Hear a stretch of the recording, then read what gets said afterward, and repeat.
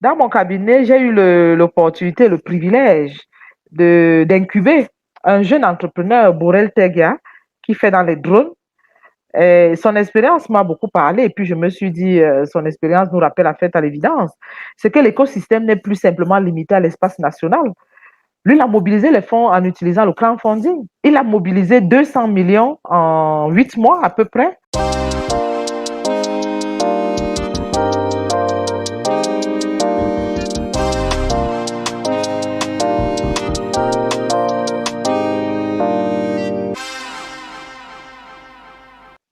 Alors, à cause du temps, on va passer à la prochaine phase, celle qui concerne l'entrepreneuriat. Si je dois donner une petite conclusion de tout ce qui a été dit ici, jusqu'ici, on peut se rendre compte que de par votre parcours de professeur, de par votre parcours d'auteur, de par votre parcours également d'activiste, on pourrait donc dire que vous êtes une leader, ou alors un leader. C'est bien ça? Ben moi, ça me plairait bien de l'entendre. Hein. Alors, vous êtes également entrepreneur, vous êtes directrice générale d'Obib Solutions. Est-ce que vous pouvez nous dire de quoi il est question et qu'est-ce qui vous a poussé à vous lancer dans l'entrepreneuriat? Alors, très bien. Déjà, j'ai fait des études en entrepreneuriat. Il faut dire que j'ai une admiration particulière pour les entrepreneurs et c'était déjà une motivation particulière, mais ça ne suffisait pas en réalité pour franchir le pas. Il faut dire que lorsqu'on crée une entreprise, on a ce qu'on appelle les motivations push et les motivations pull. Les motivations pull sont les motivations positives, hein, les éléments plutôt des leviers qui vous poussent à l'entrepreneuriat. Et les motivations push, ce sont en réalité des incidents négatifs de la carrière qui en réalité vous poussent à la vengeance, si on peut dire ainsi, ou à la liberté. Moi, c'est davantage ce deuxième cas qui m'a poussé à créer cette entreprise. Au fond, je ne suis pas quelqu'un de très oisif. Je suis pas quelqu'un de très oisif et je pense que sans me vanter vraiment, j'ai une boule d'énergie en réalité qui cherche simplement à s'exprimer quelque part. Et donc, quand j'arrive comme directeur général adjoint, je découvre ce que c'est qu'être adjoint. C'est-à-dire, bien entendu, être à la disposition, mais surtout parfois ne pas avoir la possibilité d'initier un certain nombre de choses et même des changements qu'on souhaite. Et bien plus, parfois attendre qu'on nous sollicite, parce que c'est ça le poste d'adjoint, on n'a pas de compétences propres. Vous êtes à la disposition de votre chef hiérarchique qui vous compte dans les dossiers à sa convenance et à son tempérament. Donc, je me suis retrouvée dans cette situation où j'avais beaucoup de temps libre. Puis je me suis dit, mais je ne vais pas passer mon temps à ronronner. 2010, ça passait encore, je viens d'arriver. 2011, mais 2012, je dis dans 2 ans, je ne peux pas. En même temps, il faut bien que je change de grade, il faut bien que je travaille. Et moi, ce que je sais faire, c'est du management. Donc, créer une structure de management, pour moi, ça semblait être le plus évident. Ce qui fait que il y avait un lien, une connexion qui ne créait aucune rupture entre cette entreprise, sauf que c'est une entreprise. Et je pense que j'avais pas bien mesuré les enjeux. Parce que ce qu'on dit souvent des entreprises qui disparaissent 5 ans après, c'est vrai. Si on ne fait pas attention, votre entreprise disparaît 5 ans après. Mais ce qu'il faut quand même dire, c'est que, je ne sais pas, vous êtes très jeune. Lorsque nous sommes en pleine crise dans les années 80, la grande crise qui plonge le Cameroun et comme les autres pays d'Afrique dans la crise, on a 20 ans de crise économique. Pendant cette période ou à la sortie de cette période, le président de la République prend une décision, c'est qu'on passe à la journée continue. Et je n'oublierai jamais cette déclaration, je suis encore jeune, mais ça reste quand même vraiment très frais dans ma mémoire. Il dit, vous allez travailler de 7h30 à 15h30 et à 15h30, vous allez aller au champ, vous allez vaquer à d'autres activités. Et donc, finalement, puisqu'on avait coupé les salaires pour arrondir les fins de mois, il indiquait en réalité que vous devez avoir au moins 2 emplois. Alors, jusqu'à présent, on travaille de 7h30 à 15h30. Et bien évidemment, dans le statut général de la fonction publique, il est prévu qu'en plus d'être fonctionnaire, vous avez la possibilité de faire 3 autres métiers. L'agriculture, l'immobilier et les activités intellectuelles. Et bien évidemment, après 15h30, si vous avez la force, vous êtes donc libre de mener ces activités. Puis je me suis dit, mais au-delà de ce que je suis responsable, voilà une aubaine, j'ai du temps, et puis j'ai décidé d'ouvrir mon cabinet. C'est comme ça que j'ouvre le cabinet en 2012. Effectivement, quand je pars du bureau, je vais au cabinet. Je reste jusqu'à 20h, 21h, le temps de mettre les process en place. Et puis, comme je vous disais, c'est pas une rupture particulière. Je mets les équipes en place. J'ai appris à mettre en place des processus. J'ai appris à faire un peu d'innovation. Et puis ça va, quoi. Sauf que, il y a quand même des procédures comptables qu'il faut équilibrer. Il faut équilibrer le budget. Il faut payer les salaires. Et là, il fallait bien passer de la théorie à la pratique. Et moi, c'est ce que j'aime dans mon métier. C'est-à-dire, même lorsque je parle de l'entreprise pas comme une théoricienne, en fait. Ça fait 8 ans que le cabinet existe. On a connu des moments difficiles parce que il faut dire ce qui est important, c'est qu'il y a des indicateurs qui vous rappellent quand même que vous êtes, si vous avez réussi ou pas. 3 ans après, non, exactement 4 ans, je passe de petite entreprise à moyenne entreprise. On vous surclasse au niveau des impôts, on vous dit, vous changez de registre, etc. Mais sauf que ce maintenir, là, j'ai pas pu me maintenir 2 ans. Je suis redescendue à la petite entreprise. Et c'est seulement l'année dernière que j'ai refait surface. Donc, il y a un cycle qui est entretenu également dans l'entreprise et qui me permet, au-delà de la théorie, lorsque je fais le cours d'entrepreneur, de voir effectivement les difficultés auxquelles un entrepreneur peut faire face et de voir la différence entre un entrepreneur et un dirigeant. Parce qu'un entrepreneur, c'est celui qui crée quelque chose de nouveau.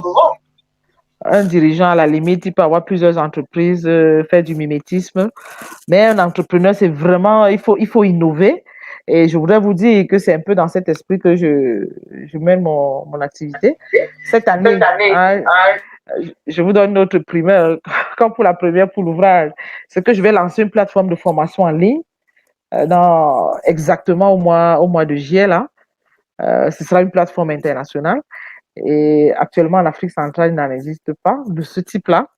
Et je me suis dit, pourquoi pas, il faut bien le faire. Ça me coûte un peu cher, mais ça me permet d'innover, ça me permet de rentrer dans la dynamique également de l'entrepreneur. Donc, je m'amuse un peu. Moi, j'ai l'impression, je m'amuse avec la vie, hein. Je m'amuse avec le boulot. J'initie ce que je peux. Dans tous les cas, moi, ma vie est un jeu plaisant. Et ça me permet d'essayer des choses, de faire des allers-retours, des succès, des insuccès, de tirer des conséquences. Et puis, à mon âge, on n'a plus peur de l'échec, en fait. Nous sommes honorés d'avoir autant d'exclusivité. Tout à l'heure, vous parliez des difficultés en tant qu'entrepreneur.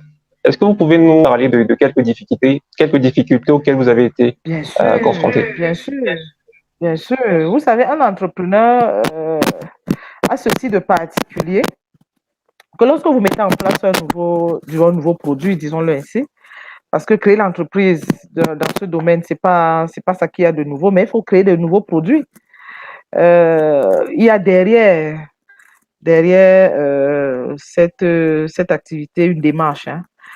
Une démarche qui est même rythmée, laissez-moi vous dire que les 3 premiers mois sont les mois les plus difficiles. Il faut nourrir l'idée, il faut la faire grandir.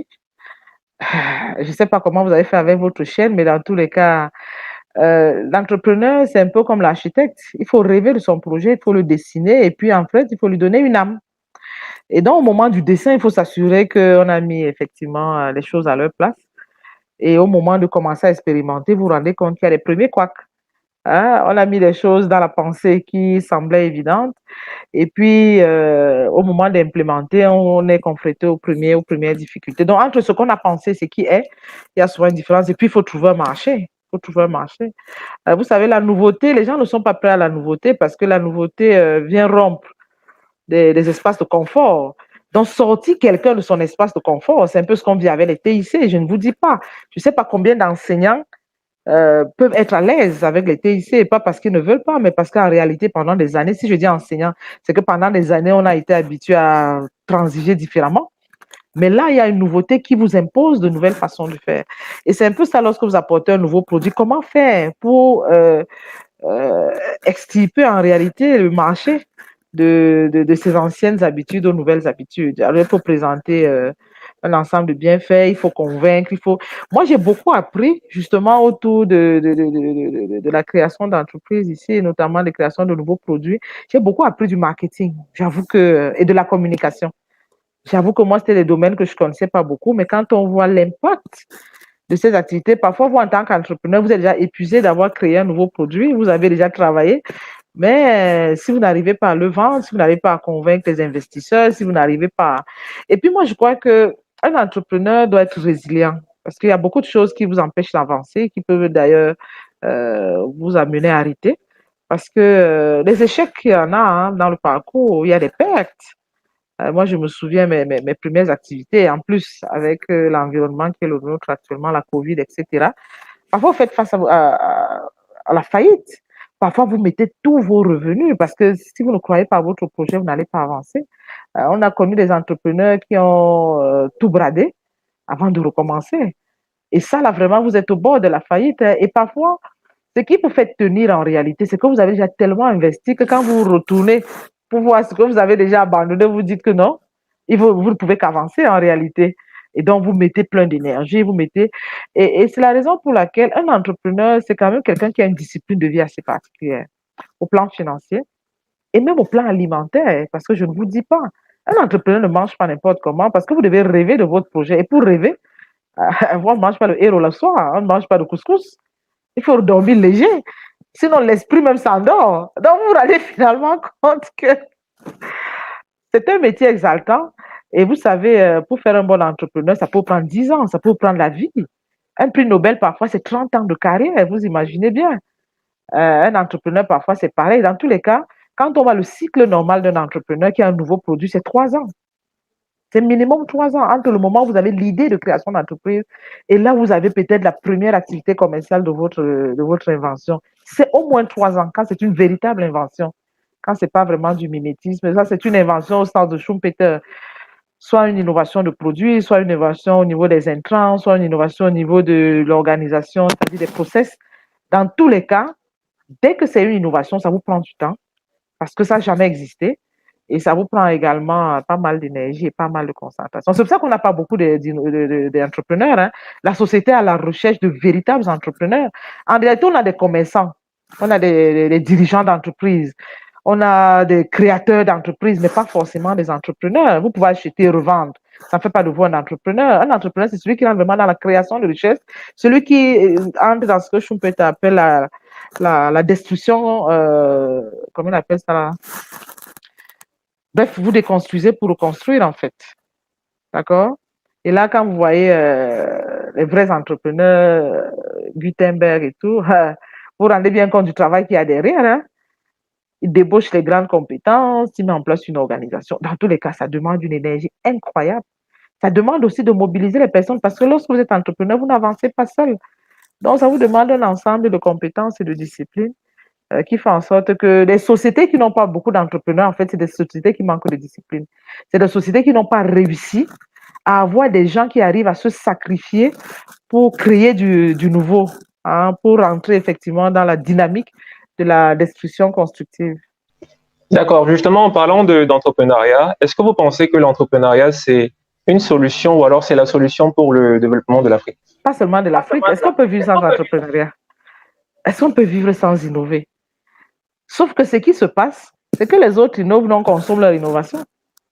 Ça veut donc dire qu'en réalité, nous constituons leur richesse. Et donc, la différence entre les États peut également s'analyser par rapport à la présence ou non des entrepreneurs. Parce que l'entrepreneur fait rentrer des devises. C'est parce que vous avez créé, prenons le cas de la Covid, qui est un cas récent. Regardez la ruée qu'on avait le vaccin. Qui va s'enrichir? C'est ceux qui ont découvert le vaccin en premier. Vous imaginez le nombre de personnes, les milliers de personnes. Donc, ces pays-là vont s'enrichir. Donc, l'innovation crée la richesse. Et donc, quand vous avez des sociétés qui n'innovent pas, bon, elles seront à la traîne, elles vont consommer, elles vont, à la limite, elles vont servir de marché. Moi, quand on suit l'actualité, on se dit, OK, le vaccin a été. Il y a des centres de recherche américains, britanniques, etc. La France même se bat. Nous, on a nos potions, on se bat aussi comme on peut, mais on ne peut vendre qu'à nous-mêmes. Hein, vous voyez qu'en termes de devises, ça devient compliqué. On ne peut même pas vendre aux voisins parce qu'on n'a pas réussi à convaincre la communauté scientifique internationale qu'il s'agissait d'une innovation. Et donc, de ce point de vue, vous avez des gens qui rentrent dans l'innovation de deuxième niveau. Moi, j'ai entendu dire en France, des Français disent, OK, nous allons essayer de mettre en place un dispositif qui va permettre de conserver les vaccins. Donc, nous serons le poumon de l'Europe. Innovation de deuxième niveau, au moins au niveau de la conservation. Donc, vous voyez qu'en réalité, toutes les sociétés qui sont conscientes, je crois que toutes sont conscientes de ce que c'est l'innovation qui entraîne la richesse, mettent en place des foyers d'innovation. On ne peut pas innover partout, mais il faut au moins avoir des foyers. C'est-à-dire qu'il faut avoir ce qu'on appelle les avantages comparatifs dans certains domaines qui vous permettent d'innover, d'être des meilleurs et d'attirer des devises. Sinon, au fond, nous ne serons que marché. À la limite, nous allons produire de l'argent aux autres. Et qu'est-ce qui fait donc qu'en Afrique, qu'on n'ait pas de vrais entrepreneurs, comme vous avez pu le dire plus tôt? Il y en a quand même. Ils sont peut-être pas nombreux. Je crois que c'est un peu ça le rêve, c'est un peu ça le travail qu'il y a à faire. Et vous savez, l'innovation coûte cher aussi. Parce que moi, je peux vous poser la question, où est-ce qu'on trouve l'innovation? En réalité, il y a des centres de recherche qui devaient justement être des foyers d'innovation. On a la technologie. Chaque fois qu'il y a une nouvelle technologie, c'est également un espace potentiel pour l'innovation. Et donc, il faut avoir des gens prêts, il faut avoir des gens formés, et puis il faut avoir un environnement qui encourage l'innovation, parce que l'innovation, ça coûte extrêmement cher. Encourager l'innovation, ce n'est pas à l'échelle d'un individu, c'est à l'échelle d'un État. Ce sont les États qui s'engagent dans l'innovation. Si par exemple, nous disons, nous voulons aller à la Lune, vous imaginez que ce que ça fait comme ressources, ce que ça fait comme engagement au niveau de l'État? Donc, il y a toute une, je peux dire quoi, il y a une posture à l'innovation. Il y a un choix à l'innovation. Et moi, je pense que, bon, quand nous avons encore des États un peu alimentaires, un peu portés vers des préoccupations sociales, je n'ai pas envie de dire que la hiérarchie de Maslow s'impose à nous, mais c'est tout comme, c'est-à-dire, si vous avez faim, est-ce que vous pouvez penser au-delà du ventre? J'en sais rien. Donc, du coup, vous avez ces réalités qui nous rattrapent. Et parfois, les niveaux de développement s'identifient aussi par rapport à la présence des entrepreneurs dans les sociétés. Mais je veux dire, il y a tout un écosystème. Hein. Ce n'est pas seulement l'individu seul qui doit exister. Il faut que l'écosystème favorise également Et du coup, donc, comment fait-on pour résoudre ce problème? Est-ce qu'on doit attendre le problème lié au fait qu'il n'y ait pas un écosystème entrepreneurial, qu'il n'y ait pas des moyens qui soient alloués pour l'entrepreneuriat en Afrique? La chance qu'on a maintenant, c'est que l'espace est ouvert. Vous savez, dans mon cabinet, j'ai eu l'opportunité, le privilège d'incuber un jeune entrepreneur, Borel Tegia, qui fait dans les drones. Et son expérience m'a beaucoup parlé. Et puis, je me suis dit, son expérience nous rappelle la fête à l'évidence. C'est que l'écosystème n'est plus simplement limité à l'espace national. Lui, il a mobilisé les fonds en utilisant le crowdfunding. Il a utilisé les plateformes Internet. À la limite, ses premiers contributeurs qui sont entrés dans le capital, c'était des contributeurs qui venaient de l'Afrique de l'Ouest, pas du Cameroun. Il a mobilisé 200 millions en 8 mois à peu près quand il a créé son entreprise avec le crowdfunding. Donc, l'écosystème c'est la chance qu'on peut peut-être avoir avec les TIC, n'est plus limité simplement aux frontières nationales. Et donc, la génération d'entrepreneurs nouveaux, moi, je pense, ce sera également ces entrepreneurs qui auront de nouvelles idées, mais qui seront également capables d'aller capturer justement ces ressources qui existent à plusieurs endroits en utilisant toutes ces plateformes. Et donc, son expérience est assez parlante de ce point de vue. Il a d'ailleurs rédigé un ouvrage pour en parler. Et j'ai signé la préface de cet ouvrage-là. Dès que j'aurai une occasion, je vais d'ailleurs vous l'envoyer. C'est une histoire assez intéressante pour un jeune entrepreneur dans cet espace justement de pays sous-développés ou alors en voie de développement pour être gentil. Nous serons heureux de recevoir cet ouvrage. Merci, professeur. Ouais.